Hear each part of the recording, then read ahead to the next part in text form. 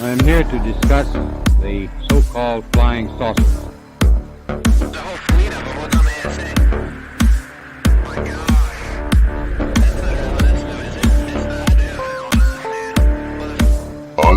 God. Unidentified. The acquisition of unwarranted influence, whether sought or unsought, by the military-industrial complex. Anomalous. We have spacecraft from another species. We do, yeah. How many? Quite a number. Since 1947, we have received and analyzed between 1 and 2,000 reports that have been made by credible observers of relatively incredible things. Podcast.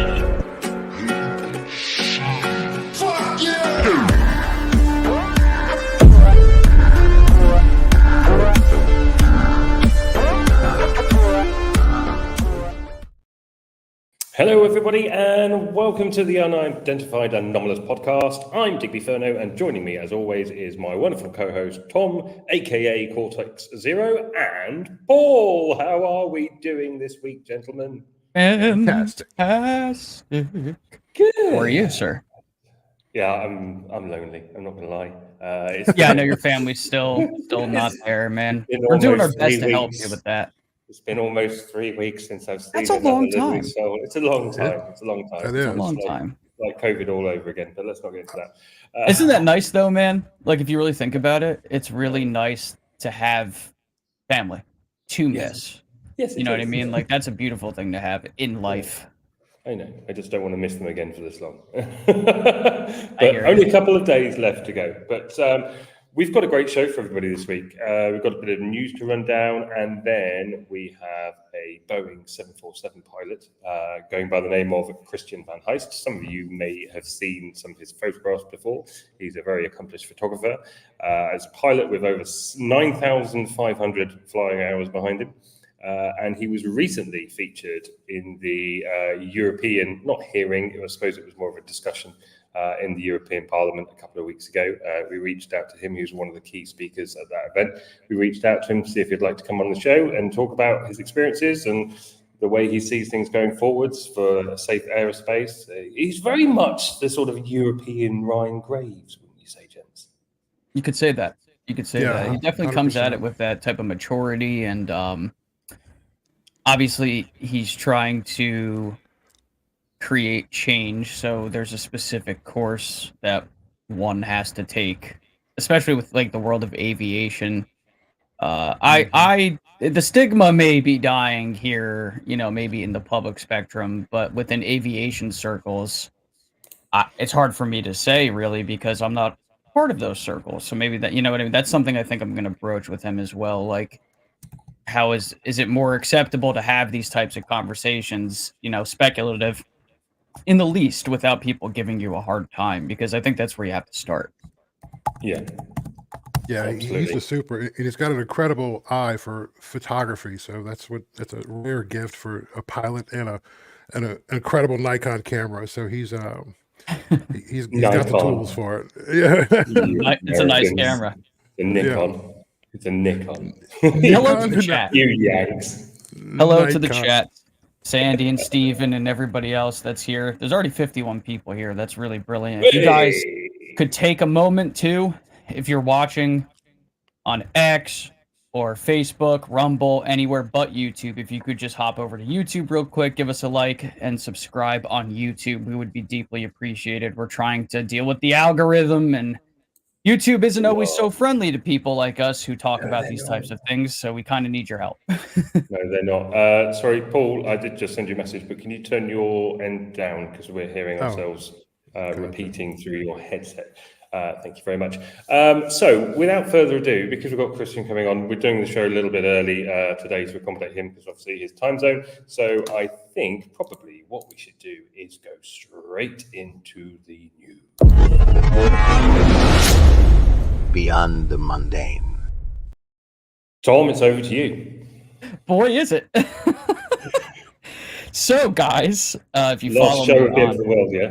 if you follow me on Twitter or X, we had kind of an interesting week over here in the armpit of the nation. I mean, New Jersey. I like my home state. I'm just kidding. That was like the nickname for New Jersey in like the 70s, 80s, 90s, sort of. But all right, I'll tell you guys what happened right from my own perspective. So I was in the back of my job. We have like a work area where I can, maybe fix certain merchandise. I can clean couches, things that come back from certain customers, electronics and such. And all of a sudden I hear this like really alone, like really low, like groan sort of like rumble. And the first thing I thought was that there was a truck pulling up to our loading bay in the back of the store. And I'm thinking, okay, I see what day of the week it is. So that's going to be from like an outside vendor. It's probably going to be a big ass couch. Here we go. And I'm like basically preparing myself to walk back there, receive the paperwork, blah, blah, blah. And then all of a sudden, like everything starts vibrating around me and I can feel it in my feet. And what's interesting is that just like the last one that I felt years ago in the late 2000s, sometimes it can like throw off your sense of balance a little bit. So like it almost felt like I had vertigo for a second. And then I heard my boss go, "What the hell?" And I'm like, "That's an earthquake." And then my phone started buzzing. Like a lot of things started happening at once. And we're looking at it on the internet. And then a couple hours later, there was another one too. That first one was almost a 5. It was like a 4, I think officially a 4.8. But there have been tons of aftershocks. I mean, yesterday, my coworker Gil, he was tracking all of that, and we stopped counting at 30, which is, I mean, that's real. Like for New Jersey, the quake we felt years ago wasn't centered in New Jersey. It was actually centered in like Maryland or something. This was in like, it was 20 miles. I want to say it was like 20 miles from North Plainsfield.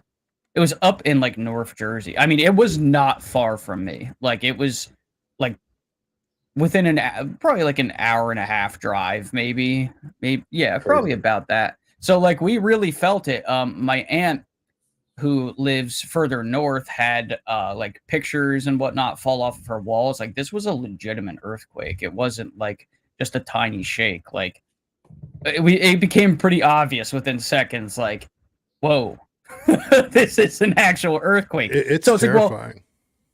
well, yeah, it scared some people. My mom was a little worked up even because she's, because you don't know what's going to happen next. You don't know if there's going to be a bigger one. Nature is very unpredictable in that way.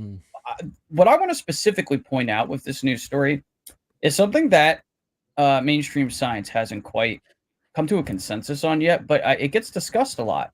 As we all know, we are 24 hours away from the next great American solar eclipse.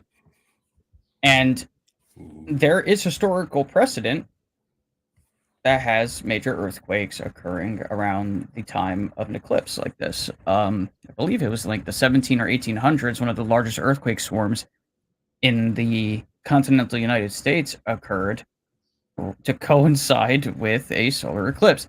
And again, I'm not a scientist, I'm not a seismologist, but there seems to be a lot of discussion around that. And that's not really all that surprising because, gravitational forces, we don't fully understand all of the properties of gravity because if we did, we would be able to generate it, we'd be able to manipulate it, and that's publicly, obviously, not behind the scenes. But yeah, I would at least caution people around the states this week to just think about what's going on. Case. Yeah, because you have the perfect storm of everything. So you have the earthquake hits, you have the eclipse coming, CERN starting back up. Yeah, and why are they starting it on the day of the solar eclipse? Like, sometimes I wonder strange. if they do those types of things just to get people talking about it. Like, honestly, like. Well, it's not only that either. NASA's firing 2 rockets into the eclipse. Yeah. Into the eclipse, yeah. So you guys saw what I sent you. in our group chat Which when I was bit? at work. I had typed up that sort of long Yeah, I mean, diatribe about it. Like I'm a conspiracy enthusiast that also recognizes that not everything is a conspiracy. Like, do I think the world is going to collapse tomorrow? No. Let me be very clear. Mine No, do. I don't. But I hope it doesn't, because I'd really like to see my family. Yeah, of course. It's like Maybe it's just America. Maybe you're the only ones getting these. Yeah, maybe we're flicks. just in Maybe it's trouble, just right? you. Like maybe we're just Could be. the Babylon Bee put out a really funny their satire, obviously. They put out a really funny news article, like 9 reasons why God may be mad at the United States. It was actually like really There are funny. only 9 that they listed, at least. I wanted to point this out too, just because it was a little eerie for me. There's a movie called Greenland about a comet that's going to hit the Earth with Gerard Butler. And there's a scene in the movie where he and his son are going to the grocery store because they're having like a comet party because his son is like into all that. And they're having all the neighbors over for a little cookout. And they're there and there's like all these giant like carrier aircraft, like, I mean, tons of them coming over in the sky. And they're like, where are they going? It like in those exact types of aircraft, I see them around here. So to see like that many, it's a little strange. So check this out. It's a public advisory from Wilkes-Barre Scranton International Airport. Approximately 70 military helicopters will be flying through AVP's airspace this weekend, Saturday, Sunday, and Monday. They will be departing from the Rome, New York area in small groups, continuing through AVP's airspace to their final destination, the Philadelphia area. The times are unknown, and they will vary each day. The public is advised that this is only an exercise, and there is no need for concern. And so we know the eclipse is happening on Monday. There was just an earthquake. I'm not saying something's going to happen. However, it might do. We don't know. If the government were to have foreknowledge of a disaster, this is what you would see something like this before that. I'm just saying, like, and I'm not trying to be. They've declared states of emergency through the entire path in almost every state. So it's really it's the perfect recipe for creating more tension than my real concern is wacky people taking advantage of the situation. Well, that's my actual concern. Yeah. Well, I watched that documentary the other day by Michelle and Barack Obama, "Leave the World Behind." It's best documentary. He said documentary. Strange, yeah. Right? That was interesting. Anyway, I'll just leave it there. I'm not going to go too far into this. There is a lot. Look, there's a lot going on. All right. There's a lot. There's a lot of being taken over to Israel and CERN, and then there was apparently some ritual performed outside CERN that's got a Hindu god out the front and all the symbolism behind that. Yeah. And the fact that the CERN logo is made up of 666, and there's so many. Yeah, there's so many things like this, right? And we could get bogged down with it, but I suggest everybody not get bogged down with it because it'll all blow over and it'll be fine. And if it's not, we won't be around to find out. I want to ask you this though: is it truly a reach to believe that some people in positions of power and wealth are into some wacky occult practices, right? Like, I don't think that's a reach. Like, no, that's not a reach. If they perform a look ritual, at John Ramirez. Yeah. What about him? John Ramirez has a whole presentation on the symbology of all of the every launch. Yeah, it's crazy. Office and I know I've done a lot of reading this week about this, and again, we look for meaning in things as well. So, but at the same time, it's like if I was someone who was into like the occult, and maybe that was actually like my belief system, I would be doing a ceremony during a solar eclipse as well, right? It doesn't necessarily mean anything other than I'm sort of just doing an activity in the midst of an eclipse. I don't want people to be freaking out. I don't want people to think that something absolutely awful is going to happen this week or tomorrow. But I would say that because there was an earthquake, which is nature, just have a plan for that type of thing at least, right? Maybe you're in an area that doesn't normally get earthquakes, like me. Well, maybe now that that's happened, it's a good time to at least have that kind of conversation in your household, like what Indeed. you would do in the event of that, and that's okay. That's better safe than sorry. Indeed. In fact, there was one in Morocco, but 2-3 weeks ago, but it was in the north of Morocco, not in the south where I am. So Right, I saw that. at all. And the one in Taiwan, which was very sad. Yeah. Right. Let's move on to our next news segment, and then we've got Christian in the wings waiting to come on. So let's just pop this in. Good morning. I'm sorry for the interruption. We're doing a preventive action. Favorite subject with the the Nazca Ministry mummies. of Culture, with the specialized police of cultural patrimony, in regards with the exception of the. Let's just turn this down a little bit so we can talk over it. But for those that aren't aware, in case you've been under a rock for the last week, the Minister of Culture burst into a press conference about the Nazca mummies just a couple of days ago, which in itself seems a bit odd to me. Now, look, I personally am going to sit completely on the fence here because I do not have enough information to claim either way, so therefore I am not. I would just ask people to keep an open mind and make their decision and their mind up maybe later on down the line when more people have decided to have a look at the evidence. But generally, what we found out also from this hearing is that there are Americans that have now been brought on, isn't there? There's PhD scientists that have been brought on board to assess the DNA. They seem to be going about this the correct way. And then for the Peruvian government to burst in, having said they're not interested in it before, and now they turn up to try and seize mummies that weren't even there. That's a bit odd to me. It's an odd about face, right? And I'm not a scientist, but in the least, I've been saying this ever since the original story broke, because of the conference in Mexico, that we need a team of international all-stars, like essentially, to come in and look at this, because if this claim were to be true, it is an important piece of scientific history. It would be a missing part of our story here on this planet. So we need that. Yeah, I'm happy to hear that they're getting Americans involved though too, because you need that. Also, just for an exercise, right? To actually, even if this turns out to be that they are completely 100% fake, fine, whatever. Yeah. The fact that they're going through the process, the fact that they're investigating it, that's good science in itself. And if it turns out that they are fake and they can prove that, then they've done great scientific work. And we're also getting a step ahead. We're getting a step further because then we know what to look for. We know we can use it as a benchmark.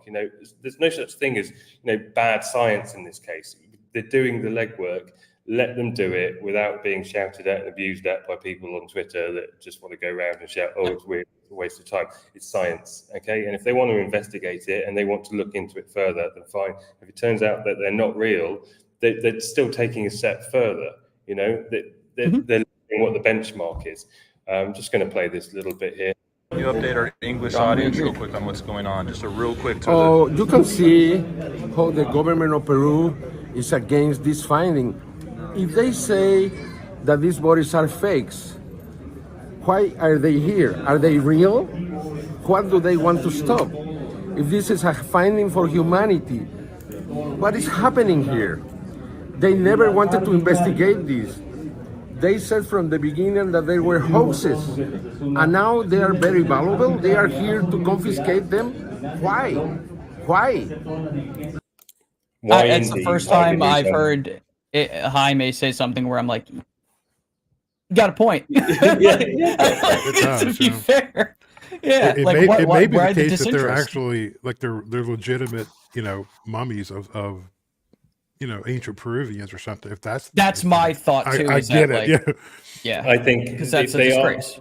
If they are fakes, it's a difficult one because I think nobody's saying that they're fake because we know they're at least 1,000 years old. It's whether that we believe them to be what we want them to be or what they represent. Right. As opposed to a genetic deformity or opposed to somebody in the past, seeing these beings as deities or godlike symbols and then making something that resembles them. In that sense, faking them and then mummifying them 1,000 years ago. I think that's probably what we're looking at. It's a shame because I don't like the fact that every time he's involved with it, it's such a circus. You know what I mean? Like I wish, like I wish if he truly wants, if he truly wants disclosure or in truth, then I wish he was more respectable and not such a bad. Like if you replaced him with like Richard Dolan or you know what I mean, or Gary Nolan. At least Gary Nolan would be my pick at least, but You say that, I think he legitimately wants it, but Stephen Greer took his little alien mummy and he took that to Gary Nolan and then he poo-pooed him in public without even saying anything to him behind his back. To every story here. But the thing is, the sad thing in this situation, in this subject, is it's very difficult to figure out who to trust and where the correct information is coming from. That's the minefield we're all navigating at the moment. And I think the most important thing is actually when we get data from people that aren't scientists, that people that have seen something themselves and then they can share it with the community. And then we at large have the ability to look at information that we can, really assess and take in. And then we can make up our own minds, for ourselves without passing judgment on to other people as well. And that actually perfectly segues into our guest that we have this afternoon. Doesn't it? No, it wasn't planned or anything like that. We're good at that, aren't we? Natural. Yes, quite. Coincidence. Let's move over to Christian. This week's guest. Christian, welcome to the Unidentified Anomalous Podcast. How are you doing? Good. How are you guys? Really good. Super. Thank you Fantastic. so much for making the time to come on and speak to us. Well, the honor is all mine. It's fantastic to be invited for your podcast, and it's been a roller coaster, I must say, especially after the meeting we had in the European Parliament. But I'm honored to be part of your podcast. Thanks. Well, we had Francisco on. Was it last week or the week before last? Yeah, it was last week. We had a great conversation with him, and we found it very interesting because he's obviously quite passionate about pushing this forwards before he finishes his term because he's not putting himself up for re-election. He's not a UAP experiencer, so he's got no skin in the game. He just seems to be doing it for the right reasons, that he wants to get some answers. He's not speculating as to what it is, as I know that you don't either. And I think it's a great way to look at it. And it's just like, let's not pretend that we know exactly what this is. Let's look at the data and let's get some answers. I also have to say that your speech at that conference, whatever it is they want to call it, I know they're not calling it a hearing, conference, I suppose is the best word. Your speech there was by far the best, and it was so well thought out. I just wanted to let you know that I really appreciate it and the work that you're doing. Well, that's really nice to hear. In retrospect, I wish I had studied my own speech a bit more, but I'm pretty convinced that my story is solid as it is. For your viewers who don't know, I've seen a couple of things during my career as a pilot, which I still cannot identify. I'm pretty sure that whatever it was not a regular airplane. And I just stick to the opinion that we have to analyze those kind of things. And that was pretty much my story. For example, compared to Ryan Graves' story, Ryan Graves was very well spoken. He had his speech, his talk very well organized. And I just basically told my story in a bit more relaxed way. And I'm very happy to hear that it was appreciated so much because, like you said, it's the only way to approach the topic, I think, and to make sure that we get rid of the stigma. Yeah, I agree. And actually, for me personally, I prefer the more relaxed approach to it because I think it just comes across that you're really speaking from your heart, speaking from experience. And don't get me wrong, I love Ryan Graves, but Ryan is a very calculated person. You can tell he likes things in order. Bless him, I felt really sorry for him when the technology kept on failing him there, and he was in and he was out, and it was all over the shop. Bless him. But no, it was a great first step for the European Parliament, and I really hope that they go further with it. Do you want, speaking of your experiences, for people that haven't seen the hearing in the European Parliament or haven't seen any of your stuff before or seen you on TV or on podcasts. Could you give us a bit of a rundown of what you have seen, what you have experienced, and what is unexplainable about it? Yeah, sure. Well, a short background. I'm an airline pilot for the last 20 years. I've been flying now close to or just over 10,000 hours. And it was only in retrospect that I started to realize that in the first few years of my flying career, we're talking about 2005 to 2010, 11, I've been seeing some stuff basically while flying that I couldn't identify. And for the longest time, I always thought that whatever we were seeing was something military. It's like the standard go-to answer if we don't know what we're seeing. And as I said, it's only in retrospect that I started to realize that my sightings could have been more than just a balloon or an airplane. For starters, one of the first things I saw, it was actually also one of my first flights as a commercial pilot, flying together with an instructor. We were flying at night over Germany, somewhere around Nuremberg, I think. I'm not exactly sure where it was, in between two cloud layers. And all of a sudden, I'm looking towards the left side of the cockpit where my instructor is sitting. And through his window, through his front window, I see a very bright light falling, moving vertically down, disappearing into the clouds below. And I remember my instructor saying, "Whoa, that was funny." And for the first time, I realized that whatever we were seeing was maybe not something from a textbook, especially if your instructor, which is always a very experienced pilot, is saying something like "whoa" or something more. That's the last thing you want to hear. So for a long time, I thought it was maybe a lightning strike or maybe strange lightning strike. Then again, there was no weather around. There was no buildup, no static buildup. So I had no clue what it was. It was moving extremely fast. I guess it was, let's say, in and out of view within 2 seconds. And it just disappeared into the clouds below, and that was it. I never about it any further. I always thought that maybe one day I would just get an explanation, or I would see it more often. I could place it in some context. The second time I saw something that was really strange was at night, also over Greece, and it was in the area of I don't know which island it was, one of the southern islands, just north of Crete, I believe. It was a crystal clear night. You could see all the stars, thousands of stars, and all of a sudden, my colleague and I, we saw a very bright light appearing in the midnight sky among all the stars. It was as bright as, let's say, planet Venus, as you sometimes see, a very bright spot of light. It appeared, it was stationary, it disappeared and reappeared 4 times, and it was impossible to guess how large it was or how far away it was. It just appeared and reappeared 4 times, and I think it was either the 4th or the 5th time it reappeared, and it shot away with instantaneous speed. It was not even accelerating. It was just instantaneous speed. And this was, again, both of us, my colleague and I, we were looking at it because it as a pilot, we're constantly scanning outside for any possible airplanes, traffic. All other airplanes have bright flashing lights, etc. Those lights that aircraft carry are for other pilots to notice them. So the moment we see something flashing or we see a light outside, it immediately attracts our attention. So anyway, long story short, we saw this light appearing, reappearing, and shooting off instantly, and it shot away into the, let's say, far distance among the stars or whatever it was, depending on how high it was. And our first go-to answer was, well, it must be something military. Again, of course, because we cannot explain it, and we know that the military has quite some fancy toys. And also, we came to that, let's say, premature conclusion because just that very night, just south of Greece, the carrier group with the USS Theodore Roosevelt was passing by on its way to the Gulf. I think it was in 2006. I can look up the exact dates, but anyway, it happened that very night. So in our minds, as simple commercial pilots, we thought, well, it's probably connected. It's only later, after I started to dive into the topic, that these kinds of appearing and reappearing and even accelerating lights are more often witnessed and seen by military personnel close to nuclear installations or nuclear power plants, etc.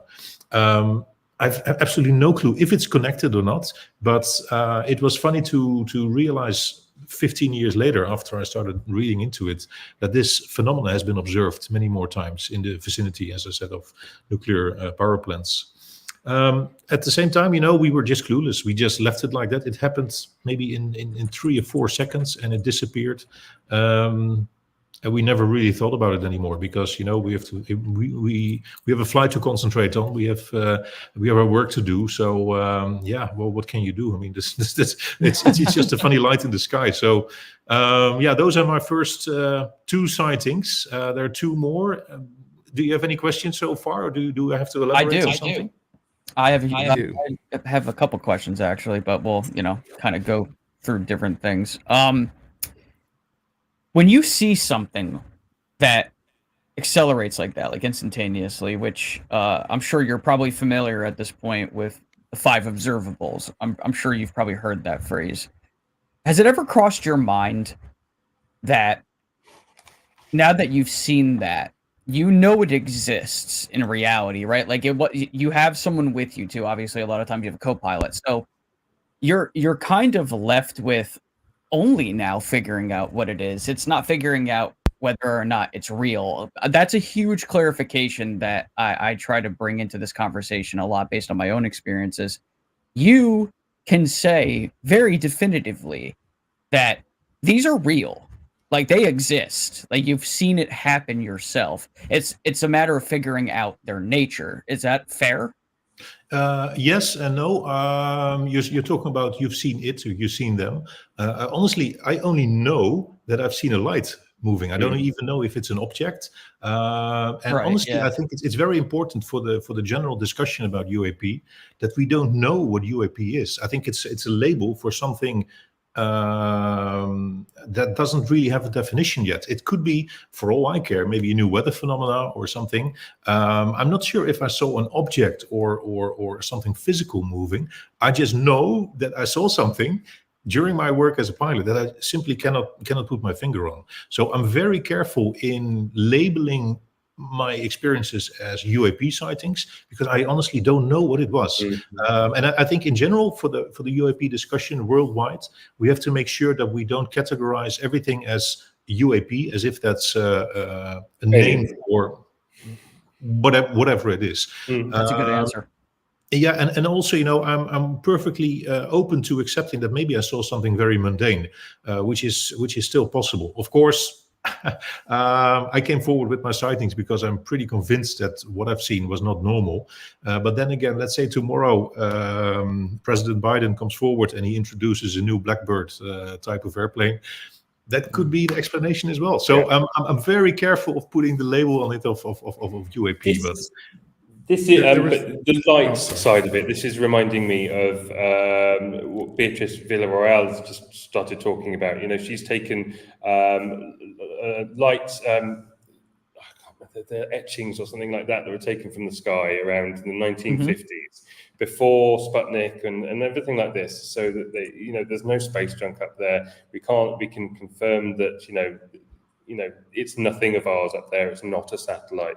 And she's going through all of these pictures and comparing them all from different times of the year, moments later, a week later, and there is stuff in the sky that is there one day, bright lights, and then the next time it's gone, and then perhaps sometimes later it will come back again. A lot of them seem to actually be focused around 1957 and coincides with the lights that were found over Washington and stuff like that. But these lights have been in the sky. They obviously move very fast. The stuff that Beatrice is going through at the moment proves that. I don't think it's a question of now anymore as to whether these things actually exist. I think that we all know, even skeptics will say that these things exist, right? Well, it's just finding out what they are, where they've come from, whether they're prosaic or not, and what the intent is, or what phenomenon it is. Definitely. I'm just trying to be careful here because I have 2 other examples of stuff I've seen, and they are so completely different from each other that I'm very reluctant to say that it's all coming from one source or it's all coming from one background. And by the way, I spoke with Beatrice as well, and I've seen a lot of her interviews. Very interesting. I think what she's observed on those photographic plates was something that was clearly in low Earth orbit, like we see nowadays with Starlink and the ISS and all the satellites passing by. And I think, if I understood correctly, judging from the exposures on those photographic plates, it's clearly something that was moving, it was observed in low Earth orbit, and I think these kind of sightings, these kind of pictures, basically, are fundamentally different from the stuff that I've seen, because the lights that I've seen personally were within our atmosphere. I'm pretty convinced of that, and they were moving in a very, very different way. And I think what makes Beatrice's sighting so interesting is that she basically documented something in low Earth orbit, and you can calculate the speed that objects have in low Earth orbit depending on the altitude of the ground. It was even before Sputnik was launched. So whatever she was documenting there, it's clearly different from what I've seen, but it's still very important to analyze it and to have an open mind on what it could have been. So I'm convinced that what Beatrice has found is different from what I've seen. But yeah, I completely agree. We have to have an open mind and just analyze it. I think that's the key thing as well, isn't it? We're dealing with more than one thing. Sorry, Paul, go ahead. Oh, no problem. I wanted to clarify something, and I've never heard it described like this, and I thought it was actually really neat when you said that. But you said you saw a light with no acceleration, so meaning it went from one point and blinked to another, or did it just like no gradual speed acceleration? No, it was instantaneous speed. So it was just, let's say, shooting off instantly, and it was not gradually accelerating. And this is what made it so interesting, because the speed itself was like... This is the same as my sighting. I was just, this is exactly the same as my sighting. So I was 11 years old. I was 11 years old, and I was sitting in the front seat of my car. Living in England, my dad and I were driving down to London, and I was there staring out the window. It's pitch black, and I'm fixated on this one star for some reason, and I'm looking at it, and all of a sudden it goes like that and stops in a different location. I was like, that's weird. There was no light trail behind it. It just went like that, and then it stopped. It just moved incredibly quickly. There was no motion blur to it or anything like that. It didn't have a trail behind it or anything like that, and then it just stopped. And I remember looking, the whole thing must have happened in about 3 seconds. I was like, that's weird. And then all of a sudden it went from that point and it went like that, and it was completely gone off in a different direction. And that's what got me into this subject. And it's like, no matter what you tell me, you cannot explain that away. I mean, that's not a phenomenon. That's not a weather balloon. That's not a jet. It's not a flare or anything like that. That is unexplained. And I haven't been able to explain it to this day. And it sounds very similar to what you're saying. It also sounds similar to this falling light I've seen over Germany. And if you allow me to talk about the other two sightings, because I think it's all connected. And before we get carried away to different topics, the third sighting I've seen was from a Boeing 737. We were flying somewhere from, I think, Crete in southern Greece back to the Netherlands. And we were flying, it was broad daylight, no clouds, it was just perfect visibility. We were flying at, let's say, 37,000 feet over the Greek-Albanian border, if I'm not mistaken, just over the coast with the Adriatic Sea. And we were just chatting a little bit, and all of a sudden we see a very, very bright light, almost the same like in a couple of years before in Germany, shooting or falling vertically down within 1.5 to 2 seconds. It was, whenever it came into the window in the window frame, it became visible for us. It disappeared into the Adriatic Sea within 2 seconds. And as I said, it was broad daylight. It was around noon. There were no clouds whatsoever. And we saw this extremely bright light. So imagine if you're flying, there's already a lot of sunlight. If something really shines that bright, I don't know what kind of light source it must have been, but it must have been incredibly bright. I guess it was about 20 kilometers ahead and just left of our flight path, and it just disappeared into the sea below. There was no splash. Then again, it could have been pretty far away, so we couldn't see any splash. And we quickly calculated I basically calculated on the back of my hand what kind of speed it must have been. And even though it's very difficult to judge how big it was or how far away it was, I think the moment it came into view, it must have been, let's say, roughly at 60,000 feet. But it could have originated from much higher, because the visibility from the cockpit is shielded by the window frames, of course. Anyway, sorry, long story short, I estimated that, let's say, if it was visible from 60,000 feet all the way to sea level, let's say within 1.5 seconds, 2 seconds, it must have been falling or moving at a speed of roughly 35,000 kilometers an hour. So that's about Mach 30. And that's hypersonic. That's just even faster than hypersonic. It's bones to jelly time. Yeah. So again, there was no weather around. It could be maybe a new lightning phenomenon. I don't know. But whatever it is, it was moving at incredible speed. And by the way, it didn't leave a contrail. It didn't leave any light trails. It didn't leave any smoke. It didn't leave anything. It was just falling vertically down, and that's it. And by the way, that's also the moment, because both of us, we saw it. I was asking the air traffic controller if there was any military exercise going on, because the first thought we had, well, it must be something military, and if they're shooting missiles or that they're practicing shooting ranges or whatever, we might be in danger. So my first response was, well, is there any shooting exercise or military exercise going on? And the controller immediately said, no, there's nothing happening there. Just contact a new frequency, and that's it. And also, it's good to mention that whatever this light was, it was pretty close to the border between Greece and I think it's Albania, just north of it, which is a very strange place to hold military exercises. So again, we were left clueless. We had no clue what it was, and yeah, it's pretty similar to the thing I've seen over Germany: a bright light moving vertically down with incredible speed. Yeah.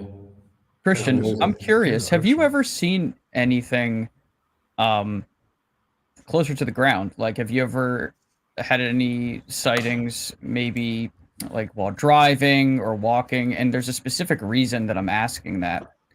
A few weeks ago, I was actually driving home from work, and I saw this. This is not a photo. This is a Photoshop mock-up I did. There's a back road that leads closer to my house, so I can kind of dodge all of the lights and get home a little faster. And I had this in front of me, and now I'm a lifelong experiencer. So like my perspective is very different, right? Like, how do you explain something like this? Like it's like right over the ground, and they were moving in a way as if they were connected, but there was nothing that was actually connecting them that you could visibly see. Like you know what I mean? Like they were moving in tandem as one object, but they were split off into two lights. Have you ever seen anything like that, or is it just relegated to being in the air? Personally, I have absolutely no UAP sightings or experiences besides the four things that I've seen from the cockpit. But it does remind me of the sightings that have been reported in Japan, especially near or before earthquakes. And it would be interesting to see if there might be a connection, maybe with some seismic activity or maybe electromagnetical activities on the ground. Right. Because I think I'm not dismissing your sighting at all, but I think it might be very interesting for scientists to look into this subject, because especially if these lights are moving and they seem to be connected, there might be some kind of a field they're interacting with, or right. Or electromagnetic static or whatever it is. It's fascinating. Honestly, I wish I could see something like that one day, but my sightings have been purely from the cockpit, so a bit boring maybe, but yeah. No, not at all. I've just been really, really fortunate. The one that changed everything, I was on, I'll just briefly say, I was on a camping trip and had a giant triangle come over me, only a couple 100 feet over me, and stop. And it was just right over me. And from that day on, nothing is ever the same after that. That's why perspective is so important in this. Your perspective is so respectable, and I admire it though, because you're not going too far down the road. You're staying in a very specific area of, look, I've seen this. I don't know what it is. So that's where we're starting, right? Like it clearly exists, whatever it is, but we're not going to put a label on it. And I think that's important, because I believe the type of work that you're doing is going to help break down the stigma that's been around for such a long time, especially in your line of work. There was a point in time where if you had shared what you've been sharing on your website, the beautiful photography that you've done in the air, that you could be decommissioned, those types of things. Like, are you seeing a significant change amongst like your peers going on? Yeah, very, very good question, and I'm very happy that you brought it up as well, because I'm one of the first commercial pilots to come forward. Not really the first, but at least one of the first.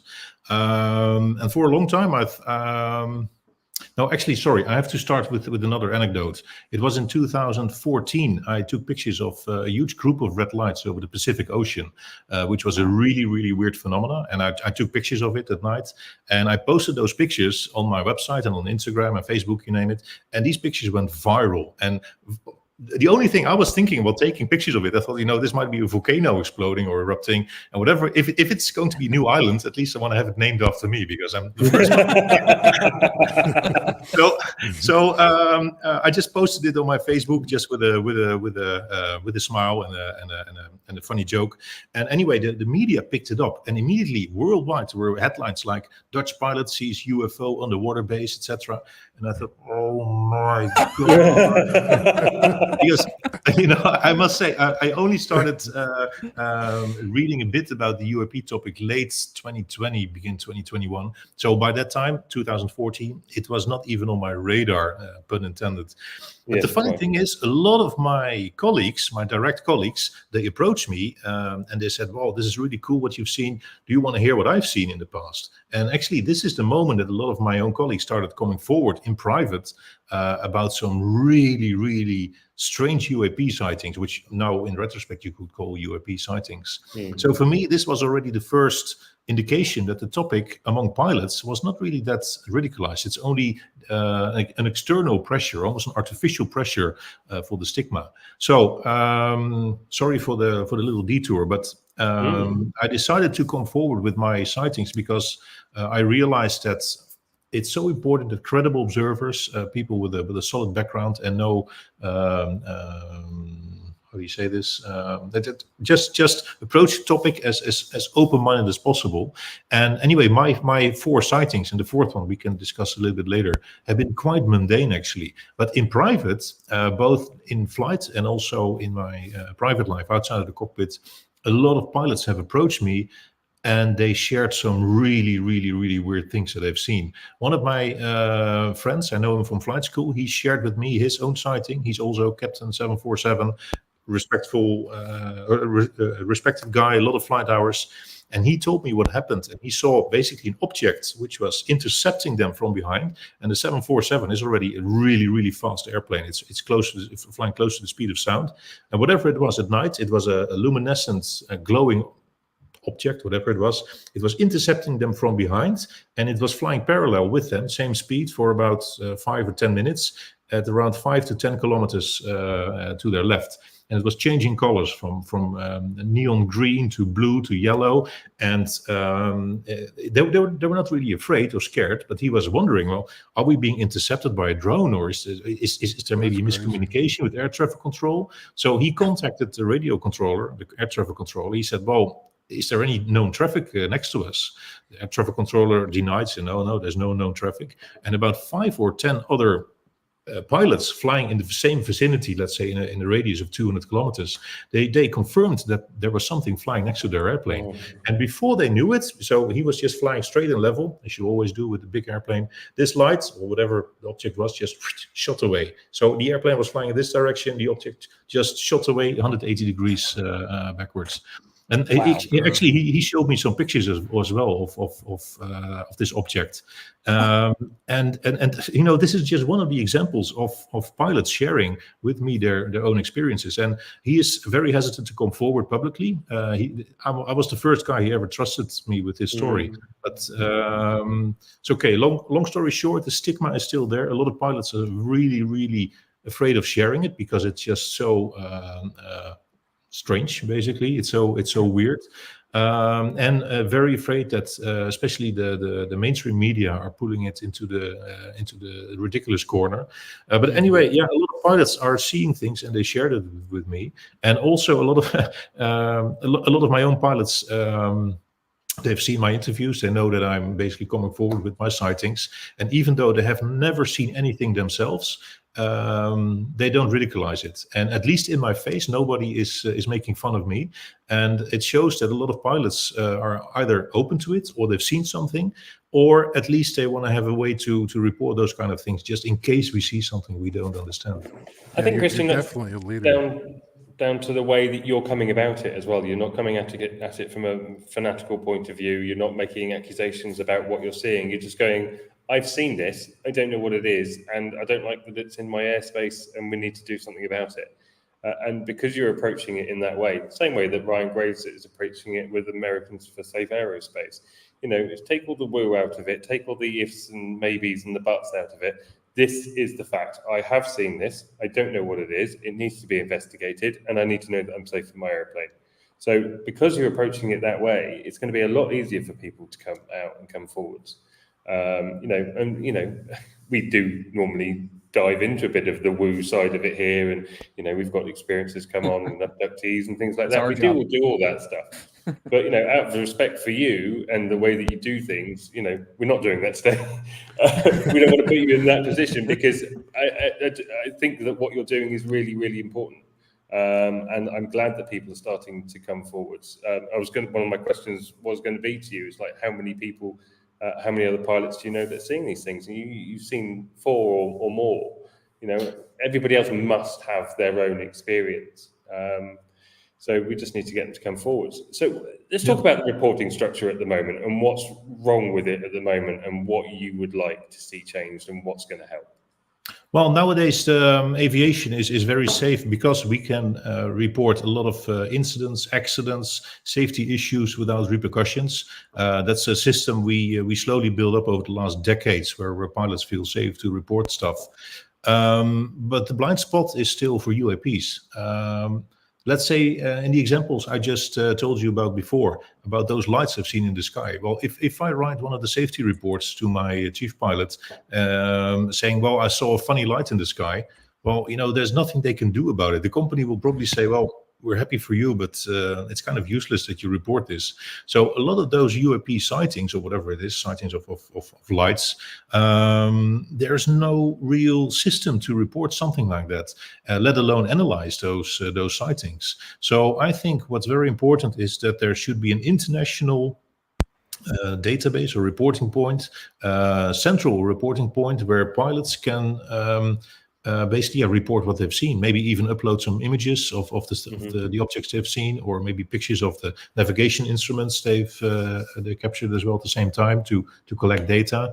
And it should be, or let's say all those reports should be collected and analyzed just in an objective way. And I'll be very honest, I'm pretty sure that a lot of sightings are still very mundane. There's probably a lot of sightings of, let's say, military activity, satellites. There's a lot of stuff going on in low Earth orbit at the moment. We see a lot of missiles and spy satellites moving about. So I'm pretty sure that a lot of sightings are still explainable. But it's, let's say, roughly the hypothetical 5% that we really have to analyze, and we can only do that by having a central reporting system.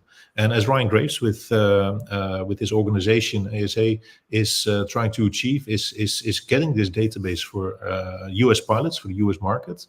And I think it's very important that in Europe we get an almost similar database or reporting system where we can just collect the data. And as I said, the data has to be analyzed objectively. So if we have people, I'm not going to mention any names or organizations, that are working with it with a fixed agenda or with a predetermined agenda to, let's say, debunk it or to put it aside, it really misses the point. So I think it's important to have an independent organization without political agendas, without military agendas, etc., to analyze those sightings.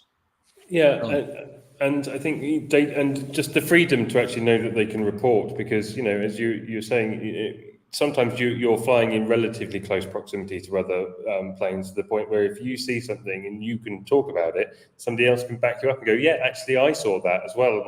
And this is data collection, this is sharing data. And then it helps everybody. And do you know what? Some things will be absolutely run of the mill and there'll be nothing, and that's absolutely fine. But as I said earlier in our previous segment, it's like you've still got to run the data, you've got to do the science, because it's when we learn, what is native to Earth or what is natural phenomenon, then we can move past that and we can explained, move on to the next thing. That's the primary focus. Ryan Graves does that a lot. So But like you were talking about the pilots having the reporting avenue, I think it's super important because in my line of work, I deal with a lot of military pilots, and I ask them this question every time I meet a new one because I live in Albania, but they have tons of pilots coming in, soldiers coming in, and I always ask them, "Have you seen anything in the sky when you're flying?" And without exception, everyone has seen something strange, something weird light, similar to what you were describing in every respect. Some of them going into the water, things like that. But and I asked the second question I asked was, have you reported it to Arrow or anything else like that? And they're like, no, absolutely not. So the confidence, I wish they had, the organization, and maybe Ryan Graves has the proper solution for it, but there needs to be some sort of reporting mechanism that gathers, the radar data, the visual data, the reporting, everything, and puts it together. Says, okay, yeah, this was this rocket test or something along those lines, or we have no idea what it was. But you being a leader in that respect, I mean, what is your ultimate goal with the EU in particular? Is that an organization that you're planning on being a part of or leading the way for this thing, or what is your goal? Well, by the way, first, you have a very good point, because I think, for example, the Chinese spy balloons and the other objects that have been sighting inside of the US and northern Canada, they are a very good example of why pilots should be free to report those things. Because I cannot imagine how many dozens or maybe hundreds of pilots have actually seen those balloons already before they became known to NORAD. I mean, imagine so many spy balloons or spy drones or whatever, military equipment that's floating literally in our airspace.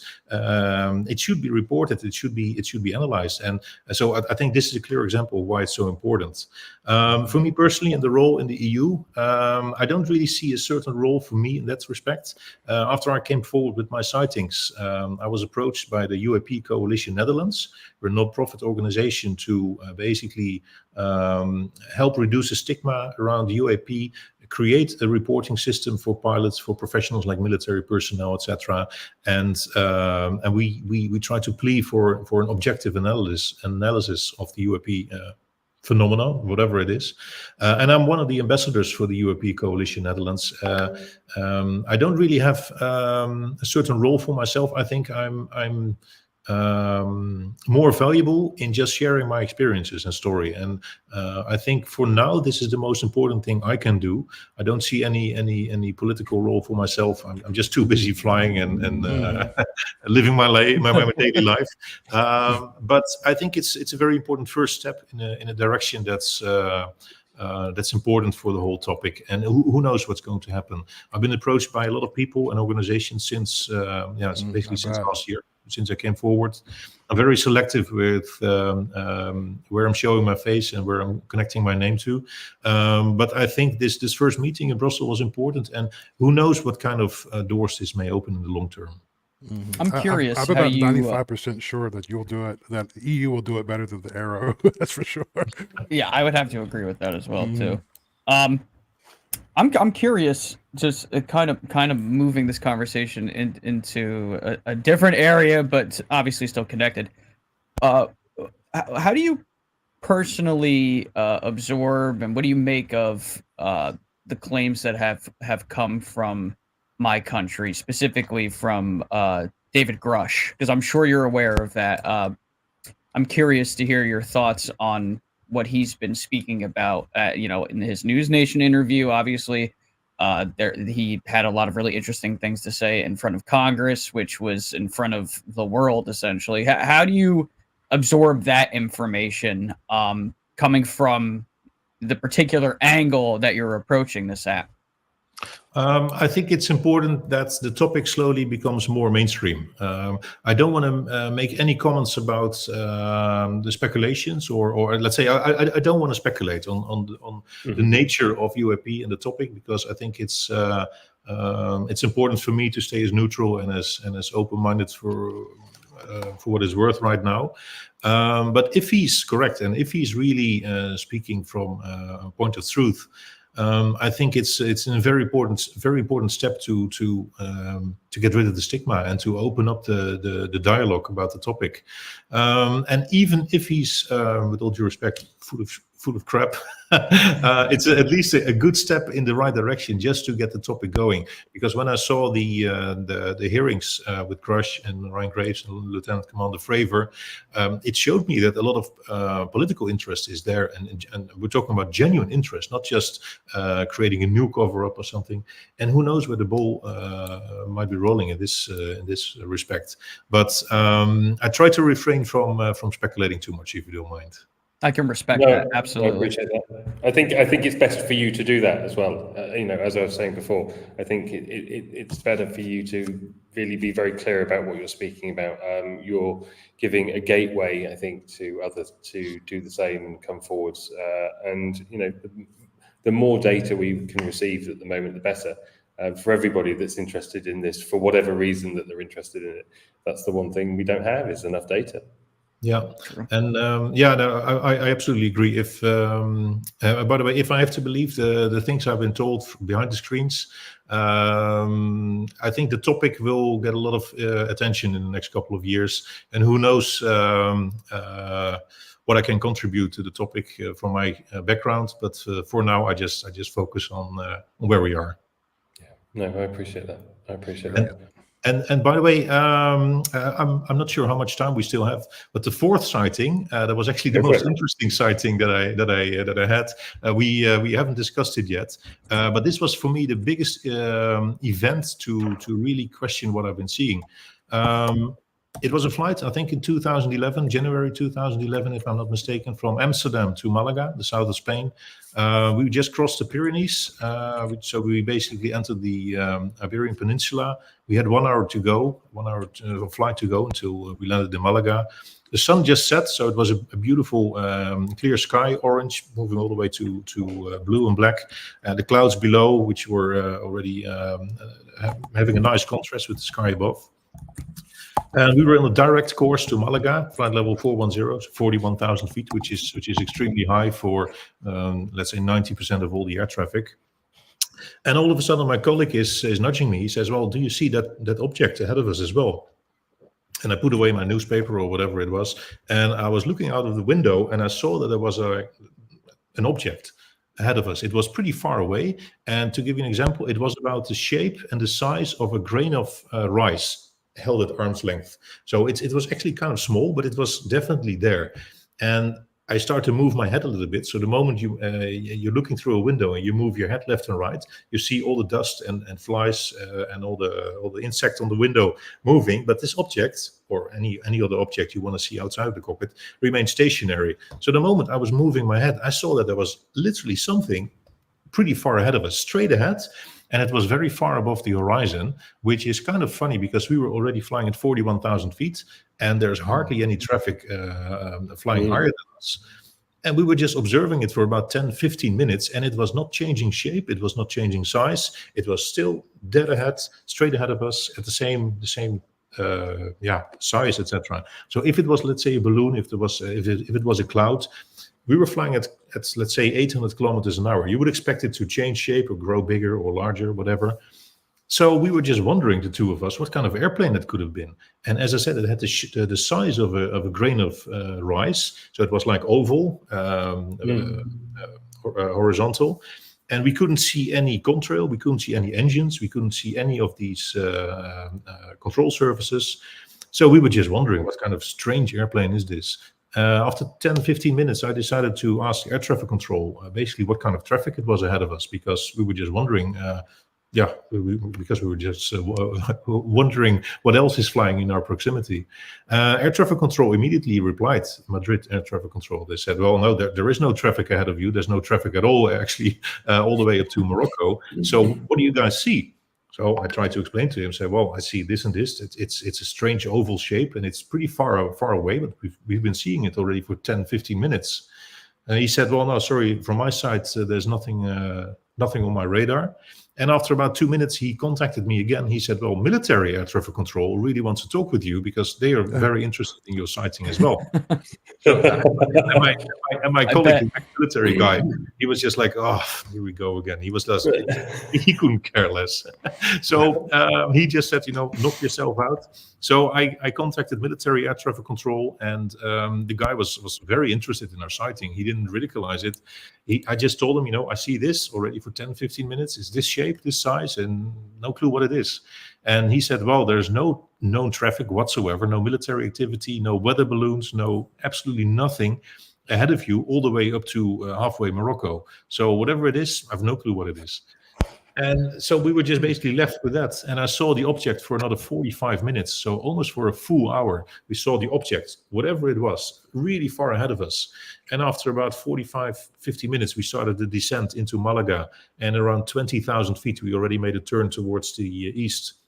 So at the moment we made the turn to the east, I saw the object from my right-hand window. So it was definitely not a speck on the window. It was something out there. And the moment we descend into the clouds at around 20,000 feet, I still see the object just really, really far and high up in the sky.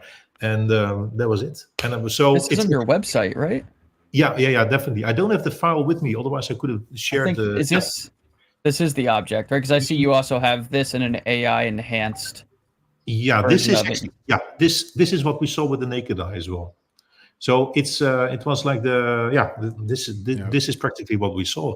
And as I said, I took this picture when we were flying at 41,000 feet, and whatever this was, it was extremely high, and it was just strange. It was matching your speed ahead of you. Either it was matching our speed and just staying exactly ahead of us, or, and this could be as well, it must have been an absolutely massive object hovering somewhere over Africa. But I have absolutely no clue what it is, because we didn't have any weather radar returns. So sometimes we can pick up solid objects like clouds or other airplanes with a weather radar. Nothing like that. We didn't have any TCAS warnings. So every commercial, also military airplane, has a transponder, and all the airplanes communicate with each other. And on our navigation display, we can see roughly all the other traffic in a radius of about 200, 300 kilometers. And this, whatever it was, it didn't carry a transponder, so we didn't see it. I'm still left clueless. And the funny thing is, so all my sightings are completely different in nature, and that's why I'm very reluctant to put a label on it. I don't want to label it as UFO, UAP, whatever. I don't know what it is, but whatever it is, I still cannot explain it. And this is the kind of stuff where even a pilot is able to take some pictures that should be reported somewhere. And maybe there's a very mundane explanation for it. Maybe someone can identify this as whatever. I don't know, but it has to be analyzed. It has to be reported somewhere, and I think that's the way to go. Amazing photo. Send over to Patrick and get him to debunk it and try his best. But seriously, no. I mean, it's things like that that can't be explained. And for everybody out there, there's loads of people out there that don't believe in UFO sightings, UAP sightings, or little green men, or whatever. They like to sensationalize it probably more than the people who are actually interested in the phenomenon do, in some examples. But you can't explain away something like that. You can't. If it was there and then it was gone, or if it was moving at different altitudes or something like that, you could go, okay, well, it could be a weather balloon, it could be another aircraft or anything like that. But in the circumstances that you're talking about, I find that very difficult to explain away. And there's so many things like this. And I guess until you've seen something yourself that you can't explain, perhaps you'll never really understand it. But you can't just explain away things like that. So when you see things like the Arrow report and go, oh, nothing to see here, and it's like, but you're not actually answering anything. You're not explaining anything. And maybe it is something more down to earth. We don't know, but you can't just say it's not that without doing the work to say what it is. And the thing is, it's still unexplained. Those observables are important. When you've seen objects do things that apparently our aircraft can't do. So right there is enough to be like, well, we need to be examining this, because this could teach us more about physics, things of that nature. And especially if it really is something extraordinary, if it's another intelligence of some kind, every human being, everybody in the chat, us here, we all should know about that. That's really important to our story as people here. Yeah, I agree. Again, I try not to speculate too much into the what ifs, but you just mentioned the phrase "you believe in UFOs." Well, honestly, no, I don't believe in anything. I try to stay away from speculation. I try to stay away from little green men, but I have seen something that I cannot explain. And even sticking to just the hard facts of my sightings, and even one of them with a picture, this is enough to at least start investigating it. And I think that's the very first step. And if it proves to be a new kind of weather balloon, I'm happy. If it proves to be a new kind of weather phenomena, I think this is important as well, because it might influence aircraft or ships or whatever. And maybe it proves to be something else, completely does something else. I think all options should be on the table. But personally, I think the phrase "do you believe in something" is really a misfit in general. And by the way, this is not an argument against your whatever you were saying. I think in general, I think we should get rid of the phrase "do you believe in this" or "do you believe in that." I don't believe in anything. I just saw what I've seen, and I think it's important to analyze it and let it. Yeah, let's see whatever the outcome might be in the end. I like that. For sure. I've never heard someone say that before. I actually really like that. Yeah, me Very too. well said. Nice. Guys, has anybody got a question for Christiaan? Or One thing I wanted to add was, and completely off the topic, was that you are a wonderful photographer. I've been friends with you on Instagram for a while now, and I love your photos. So, if anybody out there in the that's watching, go to his Instagram. He puts some of the best Northern Light photos I've ever seen. I think they're brilliant. Yeah, they're beautiful. Oh my gosh, they're beautiful, beautiful. I really appreciate it. I really appreciate it. And the funny thing is, I'm ever since my first flying lessons, I took a camera with me because I'm just so mesmerized by all the beauty we see from above. And I mean, the whole magic of flying is just so special. And I think it's an interesting combination, because not only am I able to capture those beautiful views, but it also gives me a keen eye on whatever is happening outside of my windows. And maybe that's one of the reasons I've seen those lights as well, because I'm just so focused on anything special out there. You're actually looking. Yeah. Well, that's the thing. You have That to is look the to find thing. it. That's the thing. Everybody's got also, their eyes down here. Yeah, You have a book. and That's really also great. I'm especially focused on long exposure photography from the flight deck. So I'm using some of the best equipment, Nikon equipment with really high capacity lenses. And what those cameras sometimes capture, that's unbelievable. I've seen rocket debris burning up. I've seen satellites, Starlink satellites. I've seen rockets coming into the atmosphere, missiles. I've seen and documented so many beautiful things.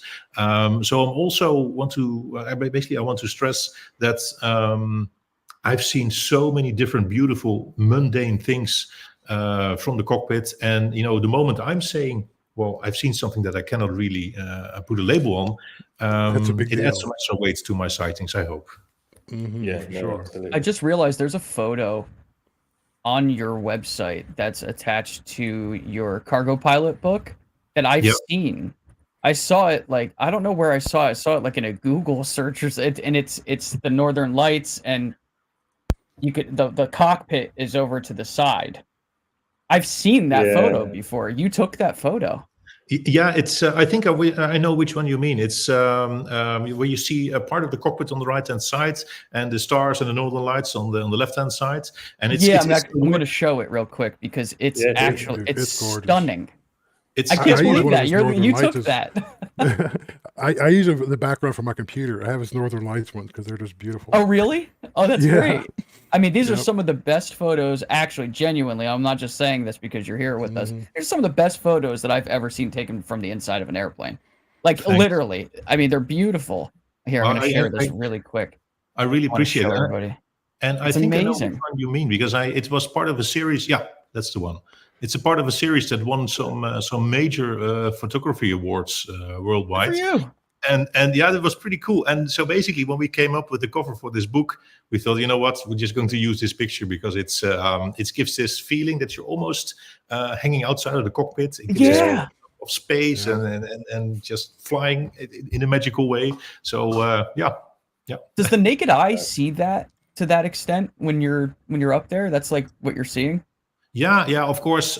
This picture, it was taken with a wide-angle lens and a very long exposure. So actually, you can see the rising moon just ahead of, just on the right-hand side of the Northern Lights. But yeah, you can see this with the naked eye if you're lucky. The Northern Lights are not always that bright. Sometimes it's just a green haze, and sometimes it's just blinding. Even it's just so beautiful. Oh my gosh, that's one of the coolest pictures I think of the sky ever. Like that's just unreal. But mind you, there is no UAP in this picture whatsoever. That's fine. That's okay. It's just gorgeous. Yeah. That's remarkable stuff. Christian, where can they find you on Instagram if they want to see your picture posts that you do often? Either look up my full name, Christiaan van Heijst, or look up JPC Van Heijst, like you have in the website title below, and you'll probably find me somewhere in the top results because the name is so unique and so difficult to pronounce for English speakers. I get the same thing, Christian. There's not many Digby Furnos out there. I encourage you guys go look him up. It's brilliant. Really appreciate it. The photographs are amazing. Christian, thank you so much for coming on and sharing your experiences and your insight with us. I know I speak for myself and the rest of the team here when we say we really appreciate it and everything you're doing. Deeply. And to keep up the good work and keep working at it the way that you are doing with a level head and and let's get some more pilots out there reporting their sightings, because I would say that most of them have seen something. If not, they can't be very good pilots because they're obviously flying with their eyes closed all the time. or they just focus on reading the newspaper. Yeah, that's right. Autopilot engaged. We all know you only take off and land these days. You should tell everybody to buy the same camera that you use. Well, actually, talking about that, there was one colleague a couple of years ago. He was getting into photography, and he bought exactly the same equipment as I had. And he thought, I'm just going to take the same kind of pictures. And basically, after 2 weeks, he got so frustrated, he returned it all to the It's all right here. In the end, it's all in the eye of the beholder. So I explained to him, it's like you buy the same guitar as Jimi Hendrix. It doesn't mean you can suddenly play like Jimi Hendrix. It's so ironic you just said that because I'm probably the biggest Jimi Hendrix fan you have ever met. But you can play the guitar, Tom. So for 22 years, and Hendrix is my hero. That is my hero. I love Jimi Hendrix. So thank you for acknowledging Jimi Hendrix. That's great, Christian. It's been absolutely fantastic having you on. We're going to carry on the show now for a few moments longer, but we'll let you go. And thank you so much for your time. And we'll be in touch. And if you hear anything exciting, do get. Well, thanks for having me, and thanks for this open discussion. I think it's wonderful to share different viewpoints, and I'm happy to add to the conversation, the global conversation about UAP. So there we go. Good. Thank you so much. Thank you so much. Take care, and we'll speak to you soon. Take care. Bye-bye. Bye-bye. What a nice guy. See, guys, great photographer, great pilot. Being a pilot, like to me, pilots are such badass people. Because I'm so afraid of flying, and I'm still trying to get over all of that. And it's like he's flying the damn thing. Yes, I have most respect for him. Photos at the same time, Yeah, I wanted to show really you love guys. his outlook. And the way he approaches this conversation is, this our job is as podcast hosts and content creators, it's okay for us to get into the woo and speculate because that's just what we do. But the way he is particularly approaching this, there has to be someone that does that because that's the only way we're going to move this conversation into the proper direction. There's one more photo that I found on his Instagram, by the way. I love his Instagram. My goodness. Yeah. That is unreal. His Instagram. Can you imagine? He put so much stuff on there. That is beautiful. It's not flat, see? Oh God, don't even. Stop. Stop right there, Digby. We're not even going there. We're not going there. Oh man. Yeah, and the he eclipse is is the voice just- of reason, though. That's what I love about him. He's so level-headed, and he's just ask a simple question, and he brings such good respectability to it. And I'm very glad he's on the quest for truth. So that's what we're all after. No, absolutely. And, I think it's really important to do interviews like this and to treat them with the right amount of respect that they deserve, and to not push narratives onto people like Christian and let them speak to what they've seen, because the work he's doing, as I said during the interview, is really important, and it will help bring other pilots out of the woodwork and let them share their story. That's why I asked about Crush. Talking about sharing stories. Talking about. Oh no. Oh, here we go. Do we want to talk about mine? We have to. I had an earthquake. Okay. So I did what I had to do. Digby, obviously you didn't have an earthquake. But well, actually, because I have some questions for you. Okay. Well, hang on. Before I carry on and say what I'm going to say, if my wife is watching, can you please take the children away? So, and just let me know. That's a good segue into it. Wow. Everybody's like, what happened? Yeah. Wow. Well, my wife was away. No. Also, while we're waiting for your kids to be whisked away and put into a closet somewhere, I have a question for both of you. How would you guys like? This is very off the cuff. How would you guys feel about every now and then doing a podcast that's just like we just go? Like there's no we don't we just start talking to each other, like a very random off the cuff free flow. Like it doesn't even we could have a full on conversation about tigers. You know, yeah, I don't know. Absolutely, I love a good. Would you guys tiger. in the chat like that? If so, Tuesdays. let us know in the chat. Tuesdays. Actually, we've got a busy one this week. Actually, we've got Moneypenny, who was supposed to be coming on today. Obviously, sorry, Moneypenny, we've moved you to Tuesday because apparently it's difficult to pin a pilot to the ground. So we bumped Moneypenny to Tuesday. So that'll be another live show for you guys on Tuesday. And I believe that I'm going to be recording with Parsi tomorrow. I need to sort out a time. Yeah, I wish I could be there for that, but I do have to work. Shout out to Parsi. He's been such a good friend to me in the community, but unfortunately, I know schedules are difficult sometimes. But I just want him to get on the show. Yeah, I want him to be on the show. So I'll either do that with him on my own, or Paul, if you're available, it'll probably be tomorrow evening. Anyway, I'll let you know. Anyway, so I'm assuming my children aren't around anymore. So what day was this that this happened, Tom? Can you remember? My brain.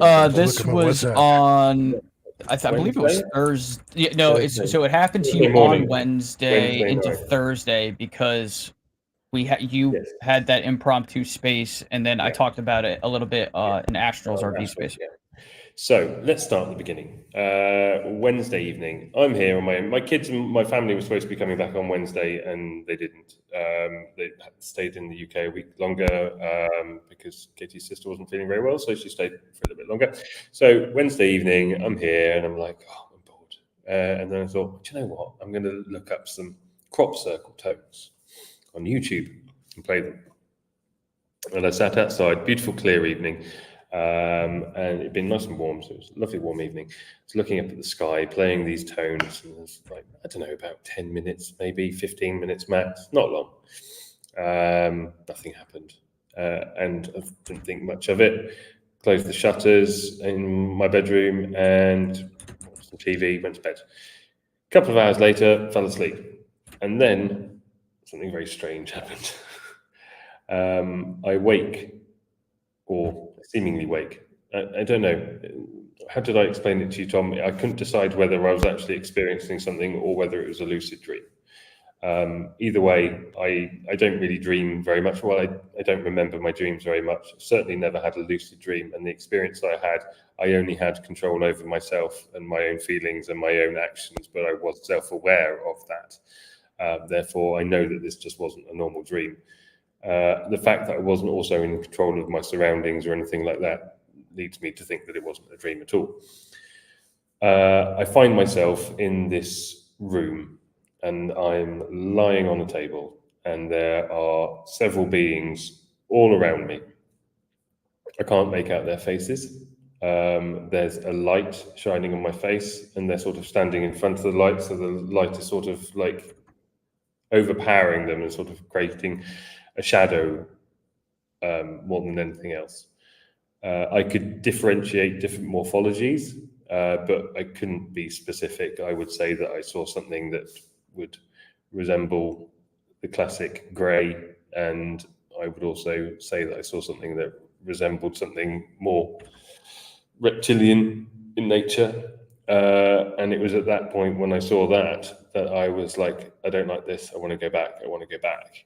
And I vocalized this. And next thing I know, I'm back at home in my bed, sat upright and awake. And then I think I was dazed and confused at that point, didn't really know what was going on, didn't know what had happened. I think I just put it to the back of my head as a dream and tried to get back to sleep. And then I woke up in the morning, and when I woke up in the morning, I was really processing it, and it was all starting to come back to me. I was like, that wasn't a normal dream. That wasn't a dream. That was something else. What happened to me? And it really started to freak me out a little bit. Actually, freak me out isn't the right word, because I think I've actually managed to remain pretty calm about the whole thing throughout. But it certainly made me want to find questions and ask some questions and get some answers about what had just happened to me. And then I sort of was thinking about it all morning, and I went to the beach. It was a hot day then. It was like 27, 28 degrees Celsius. I don't know what that is in Fahrenheit, probably about late 80s, something like that. And I went to the beach. And when I came back from the beach, I'd got caught the sun that day. And then it highlighted some marks on my legs and on my arms. There were white scar tissue in little dots, like I don't know, large pinpricks, right? Large pinpricks. Yeah. All over my legs and on my arms. And I was like, well, that's weird. It was almost like I'd been in the sun and I'd peeled off a scab, and the skin underneath was a different color. So I look it up online. Yeah, there we go. You can make it out there. I look it up online, and it said that deep scar tissue has no melanin in it, so it can't tan.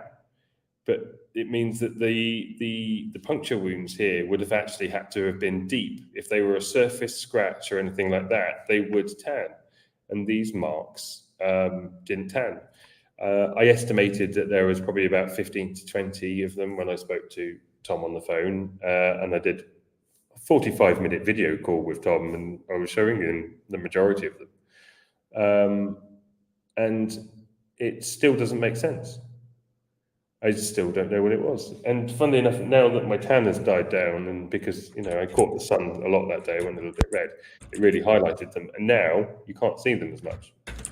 They're not as prominent. So it was almost like it was thanks to being in the sun that day that made me realize that they were there in the first place. But I still can't explain it. And I think that there was something to it. Well, the thing that really stands out to me about all of this, besides the marks, is the nature of your experience, being that you're somebody that doesn't normally remember dreams almost at all.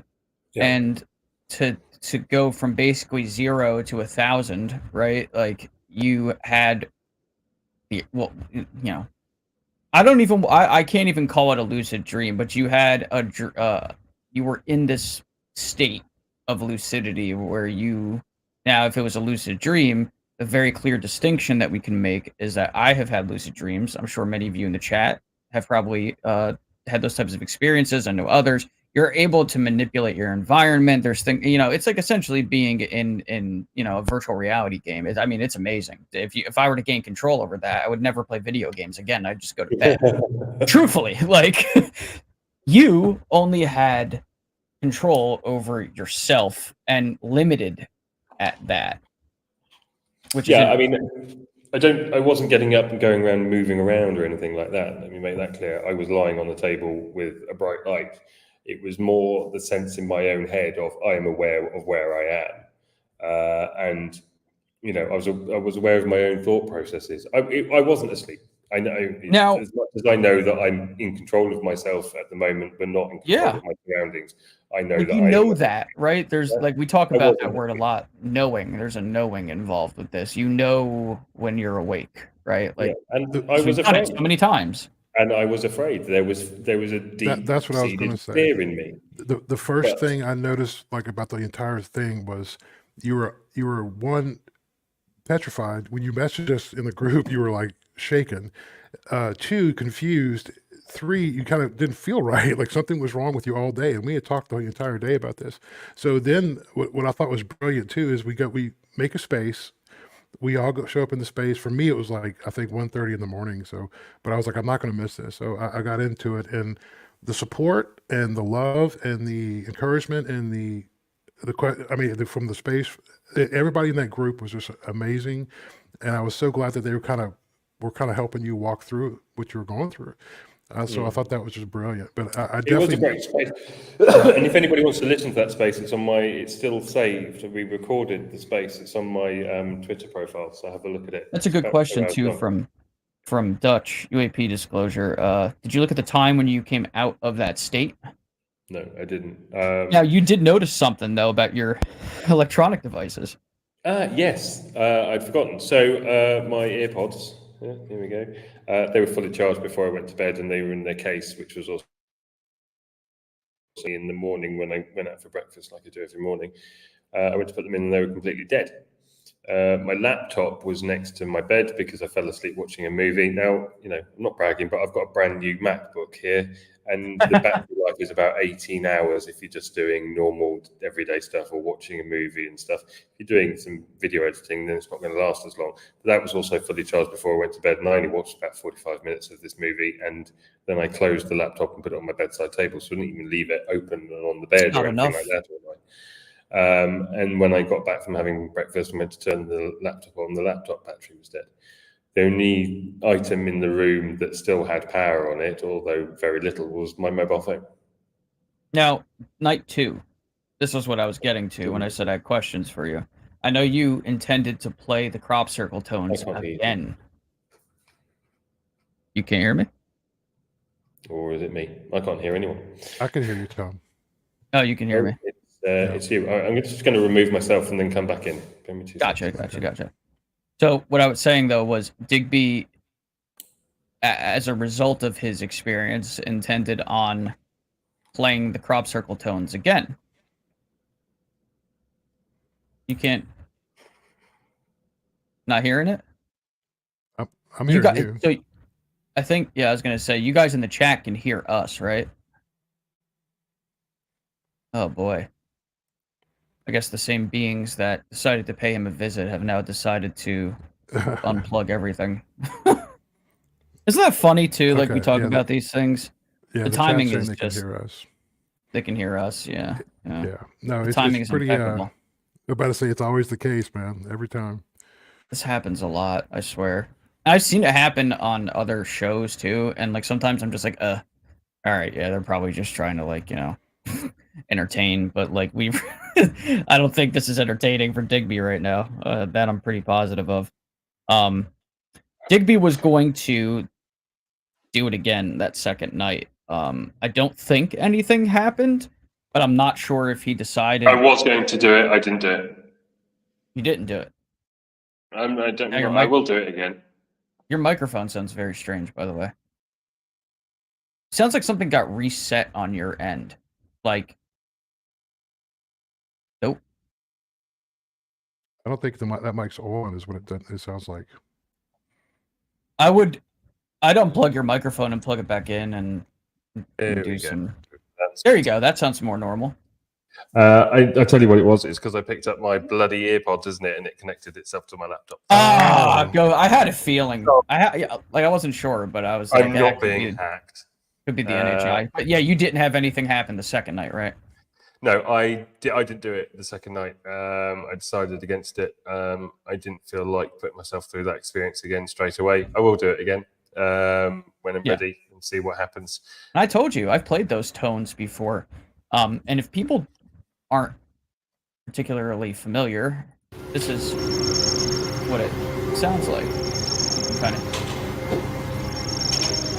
hear those. I don't know what that other shit Now, is. let me. I'm going to make this point clear because I don't think it had anything to do with the tones, in the sense that something heard me playing the tones and decided to come down and do something about it.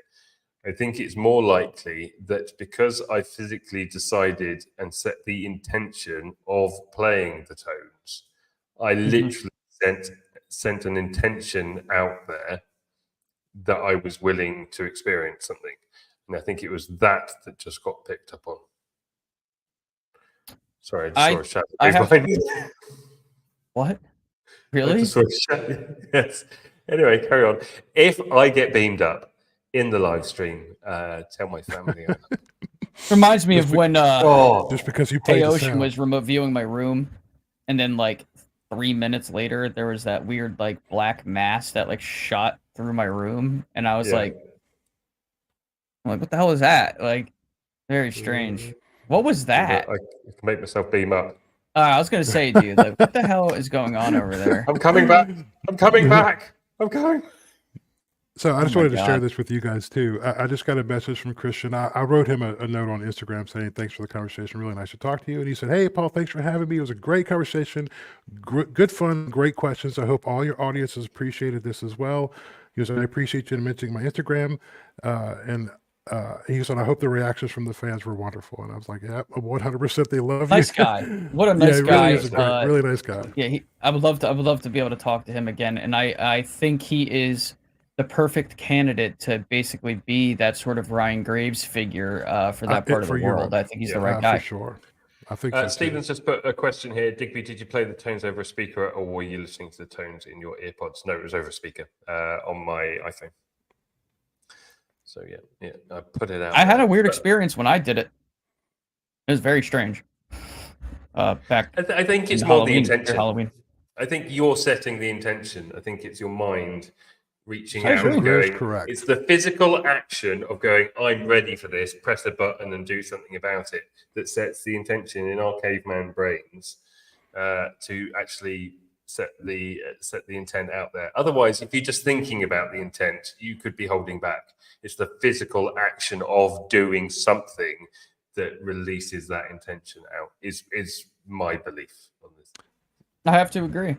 I have to absolutely agree with that. Maybe it's like Christian said, when you're actually looking for things, this is when you're going to say them. Yeah. So there you go. Maybe I got abducted. And then I got shouted at somebody on X because I used the word abducted and they didn't like it because they said I was an idiot because children are being abducted and I'm using the word abducted. And God. I was like, for God's sake, so what are we supposed to call it? I was like, you don't know anything that I've just been through, what I experienced, and you're here criticizing me. I was like, get lost, instant block. Go on, do one. Seriously, please. Then use the word kidnap. Absolute dickheads. Sorry. It's so unnecessary. But there are so many of these people around at the moment. You got trolled last night, Tom, by some absolute turd it was great. You know, and it's just like, can everybody on social media stop being an absolute arse to each other and just start supporting each other? You don't need to agree with everybody. Yeah, let's just agree. But you don't need to be toxic. Yeah, I love that. There you go. I went on a rant this week.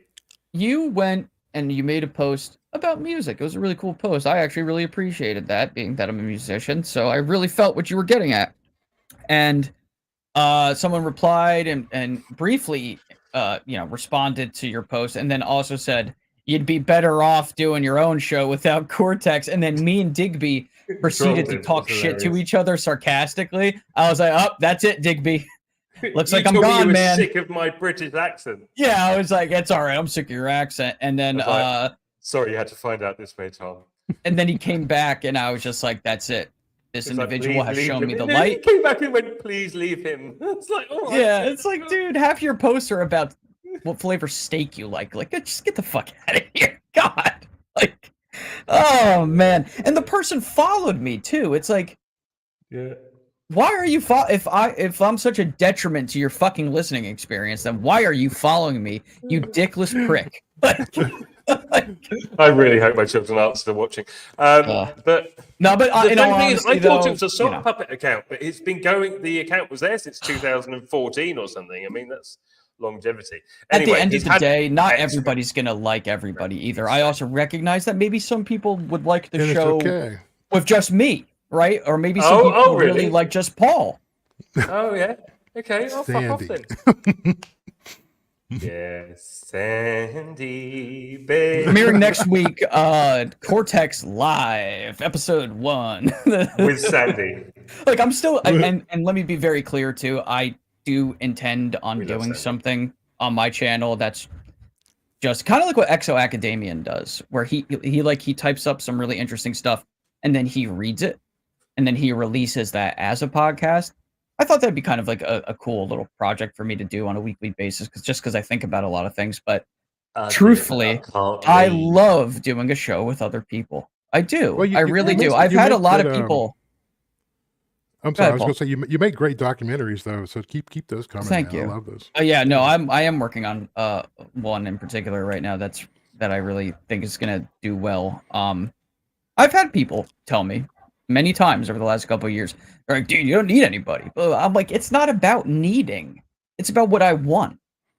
Yeah. You know what I mean? Like, of course, sure. wants Like to. maybe I have the chops now where like I can run a show, whatever. But that's not what it's about. I like the camaraderie. I like having people to bounce ideas off of. And you guys are like my brothers at this point. Like you know what I mean? Like I like working with people. I like connecting with people. I'm doing what I want. This is what I want. I like this show is family to me at this point, man. You know what I mean? Like I would never break off and be like, ugh. It's like when fucking David Lee Roth left Van Halen to do his own solo thing. I'm not doing that. I'm gonna stay here and do stuff while I'm here too. Yeah. You know, I'm never gonna replace it. Until we die or disclosure comes, whichever comes first, and then probably One or the afterwards other. that. We're gonna have even more to talk about.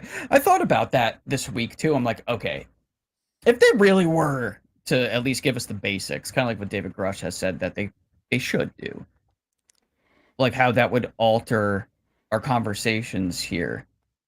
And I feel like it wouldn't change as much as you may think. Oh no, there's more to come. You know, after disclosure, that just brings the show to the next level. Yeah, You know, we would have maybe some extra tools to work with, more colors to paint with. Yeah. I want to say something too about our guest today. Because this is interesting to me. He had said there was a portion where he had said, you know, the next few years, based on what he's hearing behind the scenes. This is just my personal opinion. I feel like deep down in his heart, he has an opinion about this. And I think his opinion is probably very, very close to mine. Or at least somewhere in the ballpark of. But publicly, this is the stance he's choosing to take because that's what his work requires. And I have a lot of admiration for that because you're putting yourself aside for the greater good and the cause. But I feel like there was some read between the lines moments there, and maybe I'm wrong, and I'm not trying to. That's just my opinion. But let's not speculate too much. That's what I do. You're killing me, man. Or shall we? Speculation Station. Do you see what I did there? Good segue. Just gonna hide down here. Oh, look. Forehead is down Yeah. there. He got a lot of shorter. That's just- I'm just kidding. That was kind of cool. I like that I can do that. Who's going to make the Throw speculation? myself around the screen. Paul, Paul, we talked about this earlier. Oh, I think it's you. yours is really good. Oh, okay. I'll do that one. Let me pull it up. He's like, what was that again? Yeah. Oh. Did you pull it out? Did you say? What are you doing there? Oh man. Let's see. Oh man. Where was Oh goodness it? Oh, there it gracious. is. Oh, this is just. Okay. Come on, you came up with it, or did you not? Did you not? Well, no, I did. I just want to actually. I want to read it because I think I wrote it better than I could probably speak it. But let me see Fair enough. here. Yeah. Okay. Possible speculation station. This is for everybody. So, this is based on a conversation Digby and I were having this morning before Tom woke up. So I think he was probably reading back through it. But so is the UAP subject turning into a cult or a new religion? And what are the implications of that as opposed to currently held religious beliefs? It's a great question. Boy, it's a big one. I think, and it depending on the group of people you're talking to, yes.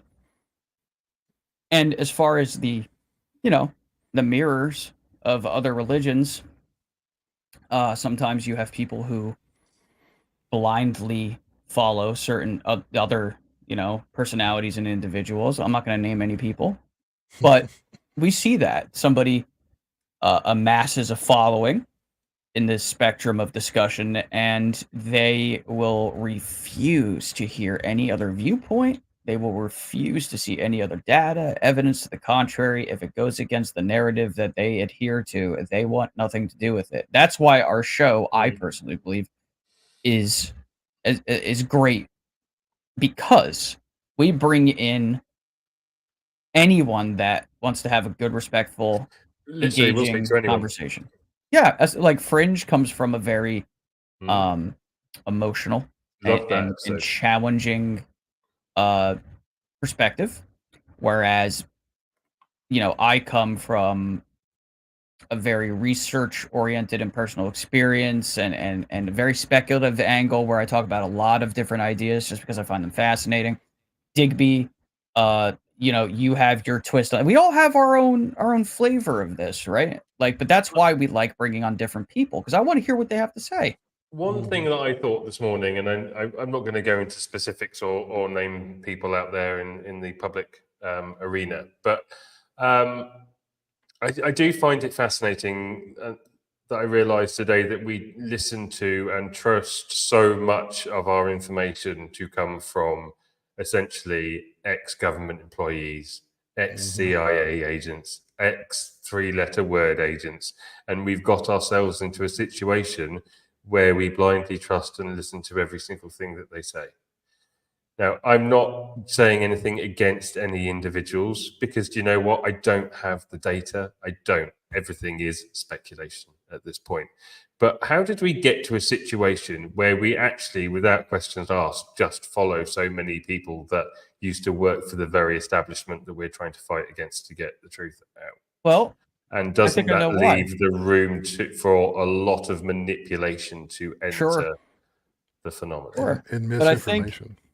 I think people are, have used their discernment, and we didn't have so many people from that particular line of work, seemingly, at least at face value, coming out against cover-up, right? Like, a lot of times it was like, you'd buy a VHS tape and it would be some guy covered by shadow and his voice would be morphed. This was different. This was somebody who was giving their full credentials, their resume, and going on CNN or Fox or whatever it may be. And I think it's a double-edged sword, because sure, they could very well be agents of disinformation. Absolutely. But at the same time, if anyone is going to have their finger on the pulse of this, the people that are closest to this, that's what it's going to be. It's going to be somebody like that from that line of work. So it really comes down to a couple different things. We have to hold them accountable. I was just going to say we have to hold them accountable, and we have to pay very, very close attention to everything that they say and do in order for us to make a determination about their true nature, and what they are really about. Because they could very well be putting on a facade. Absolutely. I am very, very much aware of that. And I keep an open mind. Yes. So we've had two sciencey guys on in the last 2 weeks. Well, in the last week, actually. One being Simon Holland, and the other one, of course, being Professor Avi Loeb, which was a fantastic interview, one of my favorites to date. It's up on my YouTube now, so if you haven't seen it, please check it out. But both the points of views from both of these sciencey individuals was that basically that the onus on disclosure in the subject isn't on the government, it's on science and the people, and that should be led by the people. It shouldn't be science-based. It shouldn't be government-based, and it shouldn't. Otherwise, we're going to end up with a government-edited version of disclosure and a narrative that they will have control over. We shouldn't be looking to these government officials, ex-government officials, as much as we should be looking to people like Christian, who came on the show today, who's had sightings and wants more data, as we should do Avi Loeb and all these other, Gary Nolan and everybody like this, all these people that are actually just unbiasedly going out there, looking at the data and looking at the information. What we need to be doing is working towards a situation where we enable these people with the right skill set to actually analyze the data and get us the answers that we really need, not what's going to come from the White House or Congress or the House or whatever, or the EU. Well, oh, by the way, aliens are coming, take up arms. Oh, here, have a one world government. Oh, by the way. And how do you view whistleblowers, right? So these other whistleblowers that are said to be waiting in the wings, that, there's a recent post from James Fox about that, like Military X. They're valuable. It's data. Collect the data. Collect the data. And just. But I'm saying, because of where they're coming from, well, because of where they're coming from, we have to be cautious. I think absolutely, and I'm not saying that I don't trust David Grush. I'm not saying that at all. But I'm saying that anybody that comes from a military background that has worked for the establishment that they are now saying has lied to us for the last 80 years, but they're the ones telling the truth. Nod, wink, wink. You have to show an air of caution, skepticism. And just look at the information and really make your own mind up about it, because you've got to be careful. You never know what these three-letter agency people are like. Hey, Paul.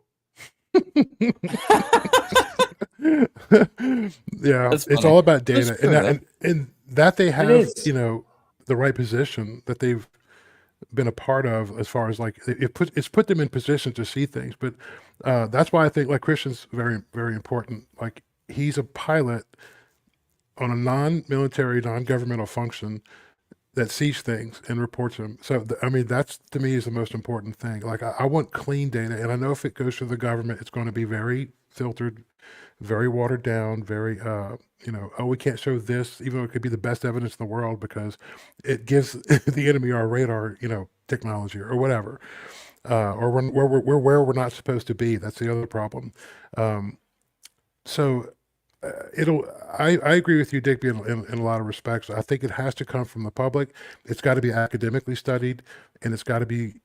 The problem is finding the leadership to do that. Now, Avi Loeb is doing a good thing, but some people say the money has corrupted that. You hear rumors, and I that's what drives me crazy is when you have the government that's got an endless amount of money, and you have an organization that gets formed, and their whole agenda is to study this, and then the government comes in and says, look, we'll give you $30 million if you just kind of say this. That's what ends up happening. So that level of corruption is what I really worry about. Yeah, I agree. Gentlemen, it's almost been 2 hours. Have you got anything that you would like to add in closing to today's show? Yeah. I love our little family. Love our chat people family. That too. I love everybody here. Follow us on YouTube. Yeah, please. If you're a fan of this show and support what we do, that would really, really, really help. If you really enjoy our episodes, share it on your social media, share it on, make posts on Reddit, whatever you'd like to do to show your support. That really helps us out tremendously. And this is why we've been able to get the guests that we've had, because they see us out there. And we're just really fortunate to be in the position that we're in. I guess I'll just say on my end, I am currently in the middle of working on this giant sort of group video where a bunch of people here in the chat sent me in clips of them saying some phrases that I had typed up. Some people on X did that. I received it in DMs and emails. I am in the midst of working on that. I cannot wait for that to be finalized and for you guys to see that. And my new YouTube video about consciousness is going to drop when you least expect it. So just keep your eye out. Nice. Paul, have you got anything you'd like to add before we end the show? I just really appreciate you guys. Love you guys. I enjoy doing this. I was so glad to talk to Christian today. I think he was a great guest. I love our daily conversations in our chat, and I hope you guys keep coming back, man. I love it. Yeah. Well, look, guys, I'd say we've got an extra live show this week on Tuesday. I will confirm the date, and it will be out, advertised on X, coming up tomorrow. You'll find out. And Paul and I will be interviewing Parsi tomorrow. Parsi's just messaged and shown he's got daylight savings hour, so it's 5:30. I'll be there in spirit. Where he is now. So we'll figure out a time and time with him later on this evening. We'll get that all done, ready for you guys for next week. So until next week, or until Tuesday, from myself, from Tom, and from Paul, take care and have a wonderful evening. So.